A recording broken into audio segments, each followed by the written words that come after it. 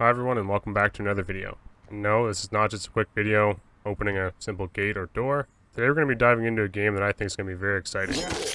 This upcoming game is called 9Realms, from a very small up and coming studio called Time Crash Games. Yes, and I already know what you're thinking. This is a Dark and Darker or another Dread or Project Crawl.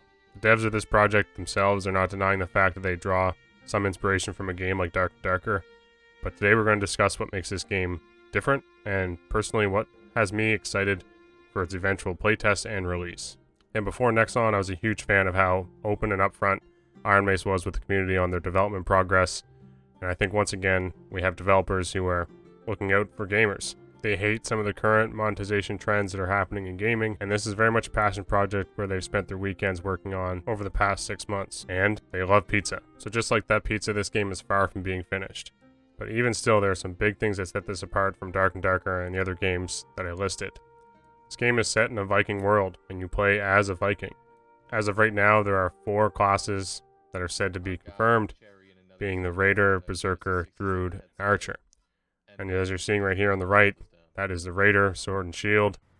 The Berserker is the guy with the big axe, and the Archer obviously has the bow.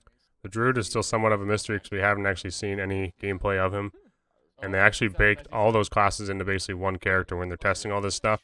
So you'll see guys with all the weapons and a bow. Don't think that's normal or going to be the norm going forward. But before we jump into the combat, just want to kind of first touch on something else that is very important to how this game plays. That is this giant tree. So in order to escape this game, and yes, it's an extraction type game, you have to actually pick up a leaf that is found in the center of the map, as you're seeing right here. This leaf is basically your ticket out of this realm, out of this world, and onto a boat, as I'll show you later. Now you can choose to fight over this leaf, or you can choose to tell your opponent you're going to let him have it or not take it, and then take it as he turns his back. Whichever you prefer. Basically, you need to get one of these to get the heck out of there. And I failed to mention, but there will be squads up to 4. So being a solo player and trying to escape from this game could be quite tricky. Regardless, I think I'm still kind of excited to try that out and see how I do. I think fighting my way to these long ships would be a pretty awesome experience, especially wielding a giant axe or a two-handed weapon. Another thing that could become difficult for a solo player is you may get lost, as this game is going to feature procedural generation, meaning the areas and the hallways like you're seeing between the large rooms are actually going to be stitched together differently each time you load in.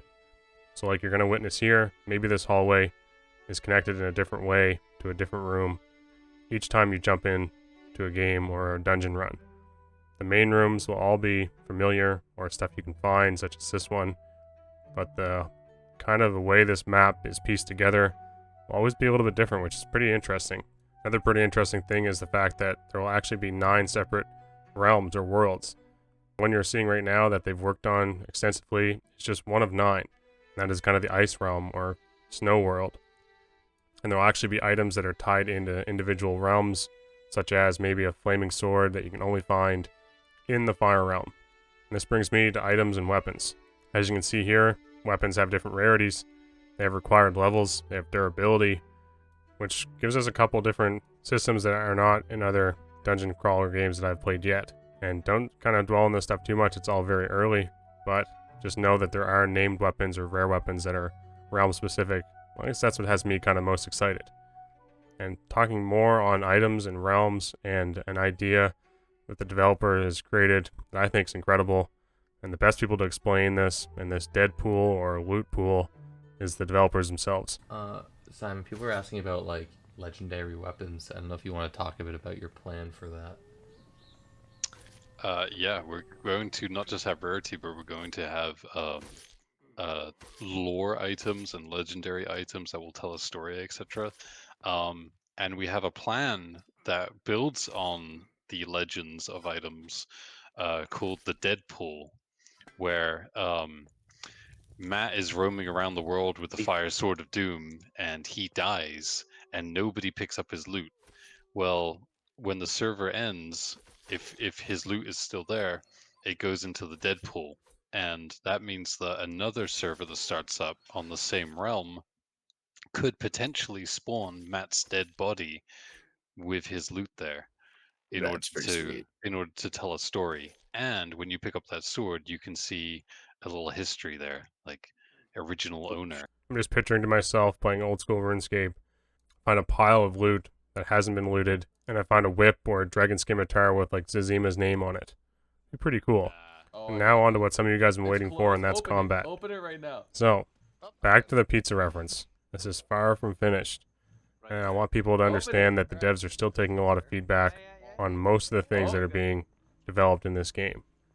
So, that ricochet effect you're seeing on the block, and that wave effect on the swing is not something that's sticking around. That's for feedback when they're testing blocks and swings. So a lot of people are complaining or seeing that gameplay and going, damn, that looks horrible. Yeah, well, it doesn't look great, and I think they're aware of that, and changes are constantly being made. I'm gonna open it. The one thing that I'm excited for is the fact that there will be individual skills and perks on each class. So each class is going to feel unique. You're going to feel strong on the Berserker, outputting a ton of damage, and you're going to feel, smooth with the Archer. And this is still very early days. So until I actually get my hands on any of this gameplay or any of this stuff, I can't really make any conclusions about how good it feels, how responsive is stuff. Truthfully, I just think it looks fun. And that's the main thing that these guys need to go for, and you can see them playing their own game. They're enjoying this stuff. So until I get to test it, don't have too many comments. I'm just interested to see how each class plays out with their individual skill sets and legendary weapons. Wielding a legendary flaming axe or something on a berserk class that deals more damage, the more HP you lose. Sounds pretty unreal. And maybe one day we'll get a raider class that can actually dual wield axes or swords. I'll be game for that for sure. So the last thing I just wanted to say is you guys can check this game out. They have a Steam page up. They have a Discord open. This is just me being excited about a game. I have nothing really to gain from this personally. It's not an advertisement. It's just a project that I think is kind of exciting for anyone that enjoys geek projects like this, dungeon crawling games. So, go check it out, tell me what you think, and the devs love to hear feedback. They love people asking questions, and this is definitely a project that I'll be keeping my eye on as we wait for Dark and Darker. Cheers, everybody, and I hope to see you all in the dungeon very soon.